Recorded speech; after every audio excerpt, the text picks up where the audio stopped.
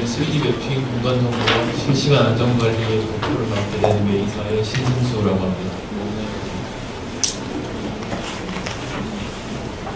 네, 저희 메이사는 3D 매핑 기술을 핵심적으로 사용해서 건설 현장에 수많은 정보와 거기서 파생되는 메타 정보를 제공하는 회사입니다.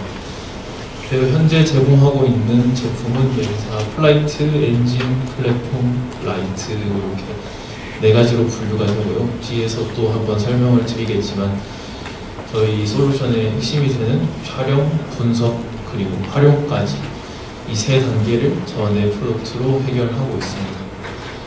네, 저희 파트너는 저 오른쪽 하단에 있는 저런 회사들과 지금 함께 하고 있고요. 네.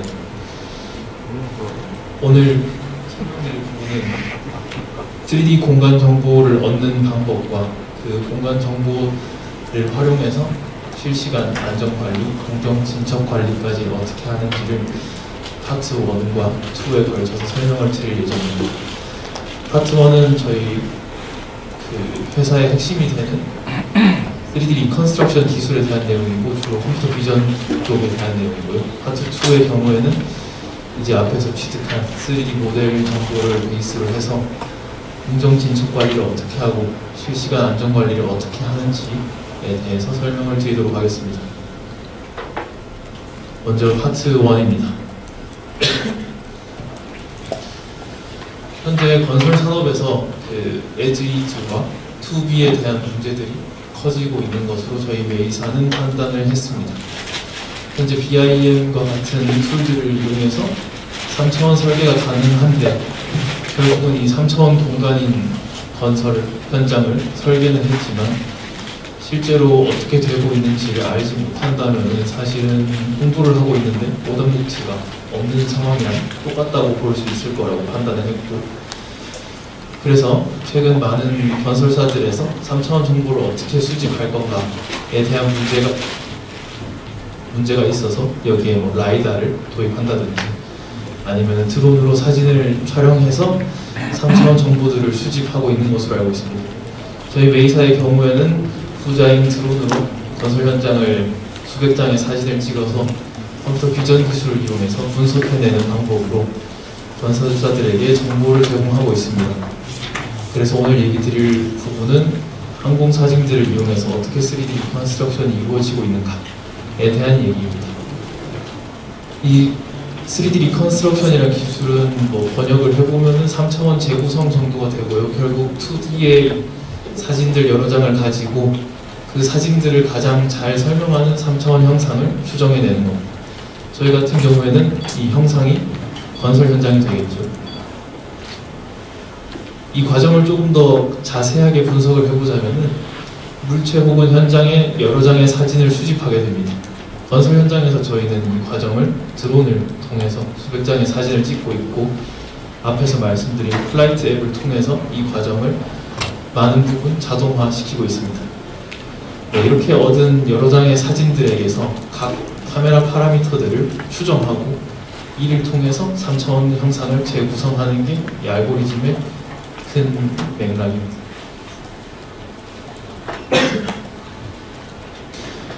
아마 건설사에서 쓰면서 가장 중요한 부분이 이미지 컬렉션, 사진 수집하는 부분입니다. 이 사진을 수집하는 부분에 있어서 사실 퀄리티에 가장 영향을 많이 미치는 부분은 카메라 파라미터가 얼마나 사전에 잘 정리가 되어 있는가입니다. 그래서 왼쪽 사진에서부터 오른쪽 사진까지 3장의 사진에 걸쳐서 왼쪽 사진은 가장 잘 사전에 정리가 된 사진들이고요. 오른쪽에 있는 것 같은 경우에는 가장 랜덤한 사진들의 집합이라고 생각하시면 될 것 같습니다. 그래서 왼쪽 사진의 경우에는 똑같은 사진으로 똑같은 방향을 주어서 똑같은 설정으로 사진을 장소만 바꿔가면서 찍는다면 오른쪽에 있는 사진은 빛이 들어오는 양이나 뭐 낮, 밤 같은 것도 다르고 구도도 중구난방이고 여러 사진들의 찍은 카메라 모델도 다 다르기 때문에 그것들에 대한 변수들을 다 핸들링하면서 형상을 추정해야 해서 이 부분이 가장 어려운 부분입니다. 그래서 저희가 이제 수동으로 사람이 드론을 날려서 현장의 사진을 취득하는 것보다 저희가 제공하고 있는 플라이트 앱을 통해서 일정한 간격으로 일정한 높이에서 일정한 카메라 세팅으로 사진을 취득하는 것이 실제로 더 정확한 3D 모델을 얻어내는데 도움이 됨을 알 수 있습니다. 그래서 간혹 이제 드론 모델이 다른 두 대를 동시에 띄워서 사진을 수집하신다던가 아니면 날이 다르게 해서 어제는 해가 떴는데 그 다음 날은 비가 오고 있는데 같은 현장이니까 찍으면 잘 돌아가지 않겠냐고 하는데 잘 도는 경우도 있긴 하겠지만 그게 이제 분석 알고리즘을 어떤 시험하는 부분이 되겠죠. 네. 그래서 앞에서 말씀드린 카메라 파라미터라는 말씀을 드렸는데 이제 그 카메라 파라미터는 저희가 이제 카메라를 어떻게 수학적으로 모델링하느냐를 얘기하는 거고요. 이제 그 모델링에 쓰이는 매트릭스 두 개를 제가 가지고 왔습니다. 그래서 이 카메라 모델은 간단하게 얘기하면 내부 파라미터와 외부 파라미터로 나뉘게 되는데 내부 파라미터의 경우 앞에 있는 K 매트릭스 인 카메라 내부에 있는 설정들, 카메라의 해상도가 얼마이고 카메라의 중심이 어디고 카메라의 초점 거리가 얼마냐에 대한 얘기고 오른쪽에 있는 경우 같은 경우에는 이제 R과 T라고 해서 카메라가 얼마나 회전을 했고 카메라가 얼마나 움직였느냐에 대한 얘기입니다. 그래서 예를 들면은 왼쪽 같은 경우에는 저희가 드론의 설정을 계속 바꿔가면서 날리지 않는다면은 크게 바뀌지 않을 요소이고 오른쪽 같은 경우에는 저희가 GPS가 굉장히 정확한 드론을 쓰면 쓸수록 저 부분에서의 오차가 적어지기 때문에 더 추정에 용이한 부분이 있습니다. 어떻게 보면 몇몇 현장들에서 이제 GCP를 쓴다던가 RTK를 쓴다던가 PPK를 써서 어떻게 보면 저 외부 파라미터에 대한 분산값을 낮춰서 정확한 모델을 추정하는 데 도움이 되려고 하는 거겠죠. 네, 그 외에도 뭐 여러 가지 앞에 초점 거리가 X축, Y축 같다던가 하는 식으로 이제 수학적인 꼼수들을 이용해서 더 추정이 용이하게 만들고 있습니다. 네, 이렇게 해서 모델링도 했고 저희가 사진을 수집하는 법도 알았으니 이제 핵심이 되는 스트럭처 프롬 모션이라는 알고리즘이 이제 3D 컨스트럭션의 핵심이 되겠는데 이제 여러 장의 사진을 찍어서 앞에서 보여드렸던 매트릭스에 들어갈 값들을 전부 다 추정해내는 과정입니다. 이 과정은 뭐 굉장히 지지부진한 수학적인 반복이 이루어지는 과정이라서 여기가 제가 들고 오진 않았는데 이제 쉽게 얘기하면은 사진이 여러 장이 찍혀 있는데 이 사진들이 서로가 같은 물체를 보고 있어야 그 두 사진의 변화만큼을 얘가 수학적으로 계산해내서 추정해내게 되는 방식입니다. 그래서 이것도 보면은 이제 저희가 플라이트 앱에서 제공하고 있는 카메라가 얼마나 서로 겹치게 찍을 것이고 너무 겹치게 찍으면은 저것 또한 추정이 문제가 되고 너무 안 겹치게 찍으면은 추정이 또 문제가 돼서 저희가 이제 앱에서는 디폴트 값으로 추천해 드리는 오버랩의 정도가 있습니다. 네, 요거 정도로 그 저희 3D 리컨스트럭션에 대한 알고리즘의 대략적인 설명을 끝내고 여기서 이 알고리즘에 대한 어떤 한계점과 앞으로 나아가야 되는 방향에 대해서 얘기를 드리겠습니다. 앞에서 얘기 드렸듯이 결국 이 알고리즘의 한계점은 사진을 이용해서 3차원 형상을 추정한다는 것인데 그러면 결국은 사진에 있는 광학적인 데이터를 이용해서 물체를 추정한다는 얘기고 이건 마치 퍼즐 조각을 사람이 보고 퍼즐을 맞추는 문제와 같습니다. 그래서 예를 들면은 퍼즐이 밤하늘 같은 경우에는 저희가 모든 퍼즐이 까맣기 때문에 퍼즐 맞추기는 굉장히 어려워집니다.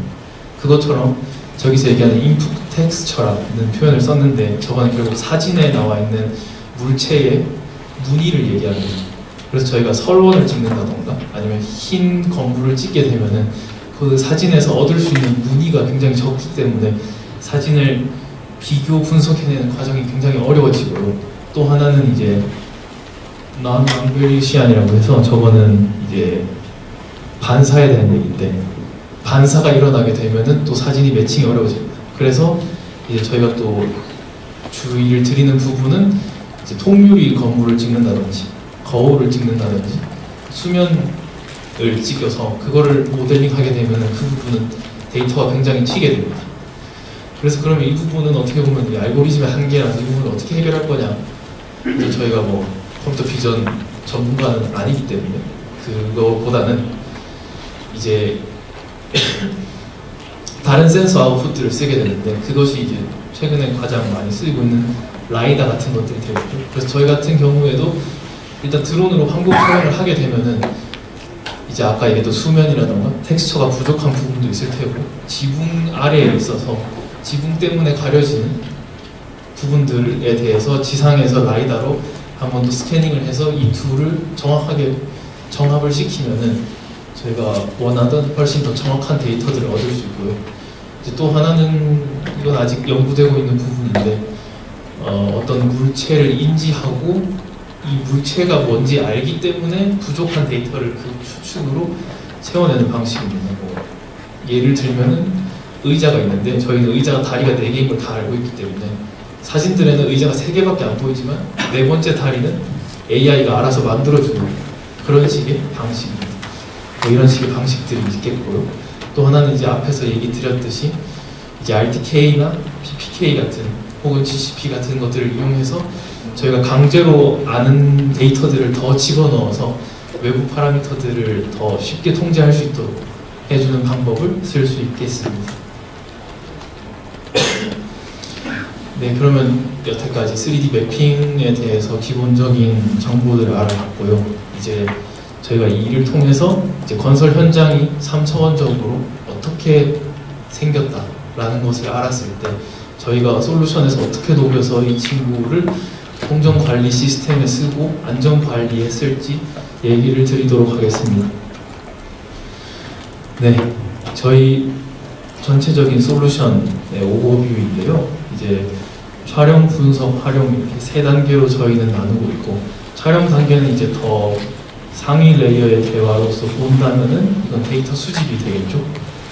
그래서 저희 같은 경우는 지금 드론을 활용해서 건설 현장의 사진들을 다 수집하고 그것을 이제 엔진에 넣어서 분석을 해서 활용하는 단계에 이르고 있습니다. 그래서 뒤에서 말씀드릴 그 공정관리라던가 안전관리 같은 경우에는 저희가 분석이 다 끝나서 3D 모델도 활용하기 위해서 플랫폼에 올라가고, 그 이외에 다른 장비들의 데이터들도 전부 다 플랫폼에 올라가서 그 상에서 안전관리라던가 공정관리 같은 추가적인 활용 방안을 저희가 제시할 겁니다.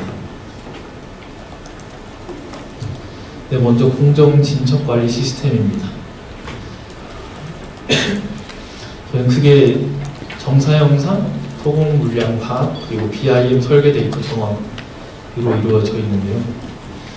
먼저 정사영상 같은 경우에는 현재 저희가 파악하기 가장 많이 쓰이고 있고, 여러 가지 데이터들과 정확하게 굉장히 좋은 형태를 띠고 있습니다. 정사영상은 짧게 얘기 드리면은 저희가 위성에서 본 것처럼 3D 모델을 2D화 시킨 것이고요. 이것이 있어야 그 다른 위치 정보를 가진 데이터들이 더 의미를 가지게 됩니다. 지금 사진에서 보시는 현장은 같은 현장인데요. 왼쪽에 있는 경우에는 어떤 현장에서 지금 간척 사업 현장인데, 어떤 현장에서 IoT 장비를 도입을 했으나 그 IoT 장비의 위치는 뜨는데 간척 사업이라서 1년에서 6개월 동안 위성 사진이 갱신이 안 돼서 바다 위를 중장비나 사람들이 걷고 있는 상황이었고, 저희가 이제 저희 솔루션을 도입해서 정사영상을 얻고 거기에다가 IoT 위치 정보들을 다 얹음으로써 실제로 빠르게 변화하고 있는 건설 현장과 실시간으로 움직이고 있는 IoT 장비들의 정보를 같이 합성시켜서 저희가 보여드릴 수 있었습니다. 이제 두 번째는 이제 가장 많이 쓰이고 있는 부분인 것 같은데, 이제 3D 모델이기 때문에 여기서 얻을 수 있는 3차원 위치 정보라던가 단면이라던가 부피 정보를 파악해낼 수 있게 됩니다. 네, 그래서 이 부피 정보 같은 경우에는 이제 CAD 같은 것들을 이용해서 3차원으로 설계된 것들을 올려주시면은 이제 플랫폼 상에서 저희 3D 모델과 CAD가 가지고 있는 3차원 형상들을 비교해서 원하는 영역의 부피를 계산해드리게 됩니다. 마지막으로 BIM 설계 데이터 정합입니다. BIM 설계 같은 경우에는 3차원으로 설계가 되고 있었는데, 앞에서 제가 얘기 드렸던 것처럼 이것은 2B이고, 그래서 에지위즈가 어떠냐를 비교하기 위해서 현재 데스크탑에서 BIM2를 써서 비교를 할 수도 있지만, 저희 이것을 브라우저 단에서 제공을 함으로써 이 둘을 직관적으로 어떤 관계에 있는지 확인할 수 있고, 또 하나는 그렇게 고사양의 데스크탑이 없이도 모든 현장 구성원들이 이것을 태블릿이나 모바일에서도 확인할 수 있다는 것이 저희가 제시한 방향이었습니다. 네, 그래서 앞에서 살펴봤듯이 3차원 공간 정보와 안전 관리를 이제 설명드릴 텐데요. 앞에서 이제 공간 정보들을 이용해서 플랫폼에서 어떻게 해서 활용하는지를 보았다면은, 이제 그 위치 정보들을 가지고 있는 IoT 장비들이 이미 많이 안전 관리에 대해서 대응을 하고 있습니다. 하지만 이 친구들이 위치를 가지고 있지만 현장이 실제로 계속해서 어떻게 바뀌어 나가는지를 동시에 볼 수 없다면은 저는 무의미한 데이터라고 생각하고, 그래서 저희는 이 두 가지 데이터들을 합쳐서 저희 단일한 플랫폼에서 제공을 하고, 이 모든 것들을 클라우드에 기록, 트래킹함으로써 결국 추후의 안전 관리까지 가능하도록 제시를 하겠습니다. 네. 그래서 오른쪽에 보시는 거는 이제 공정 단계에 대한 리스트인데요. 네. 공정 단계별 위험 탐지를 하는 IoT를 이제 모듈화하는 것도 필요하겠고, 네. 현재 현장에 많이 보급되어 있는 CCTV들이 지금 영상을 받아보는 것으로만 그치고 있는데, 이제 저희 정사사진에 얹어서 어느 위치에서 CCTV가 이렇게 실시간으로 스트리밍이 되고 있고, 또 거기에 AI 기술을 얹어서 지금 보고 있는 영상에서 어떤 문제가 있는지 감지를 하고, 그것을 이제 플랫폼 상에 있는 대시보드에서 기록하고 모두가 다 확인할 수 있도록 하는 것이 저희가 제시하는 방향입니다. 네, 앞에서 얘기 드렸던 부분은 그래서 결국 본사나 현장 관리자가 어떻게 이 공간 정보를 활용할 수 있는가에 대한 얘기였다면, 이거는 저희 현장 구성원들이 모두 다 휴대폰 하나씩은 가지고 계신데, 이 스마트폰에 저희 메이사 라이트를 깔음으로 인해서 저희 플랫폼의 더 라이트한 버전을 휴대폰에서 보실 수 있고, 그를 통해서 현장 구성원들은 그 플랫폼 상에 기록을 남기거나 소통을 할 수 있고, 현장에 있는 혹은 본사에 있는 HQ에서도 똑같이 알림을 주거나 소통을 할 수 있는 방법이 생김으로써 저희는 이 메이사 라이트를 통해서 실시간으로 커뮤니케이션까지 도와줄 수 있다고 생각을 합니다.